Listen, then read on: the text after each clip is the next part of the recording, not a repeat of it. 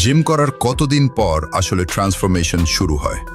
সাধারণত জিম করার পর নোটিসেবল ট্রান্সফরমেশন শুরু হতে সময় লাগে 2 থেকে 4 সপ্তাহ। শরীরে এনার্জি বাড়ে, পাম্প ভালো লাগে, স্ট্রেংথ একটু বাড়ে 6 থেকে 8 সপ্তাহ। বডি শেপে চেঞ্জ দেখা শুরু হয় 3 থেকে 6 মাস। অন্যরাও ট্রান্সফরমেশন নোটিস করা শুরু করে 1 বছর প্লাস। কনসিস্টেন্ট থাকলে বড় ধরনের ন্যাচারাল ট্রান্সফরমেশন আসে, তবে এটা ডিপেন্ড করে নিয়মিত ওয়ার্কআউট করছেন কিনা, ডায়েট কেমন, স্লিপ ঠিক আছে কিনা, জেনেটিক্স, বিগিনার নাকি আগে জিম করেছেন। মাসল গেইনের জন্য কনসিস্টেন্সি সবচেয়ে বড় জিনিস। অনেকেই 1 মাসে হিউজ রেজাল্ট চায়, কিন্তু আসল ট্রান্সফরমেশন হয় ধীরে ধীরে। একটা সিম্পল মাসল গ্রোথ প্রোগ্রেশন এভাবে ভাবতে পারেন। জিম করার কতদিন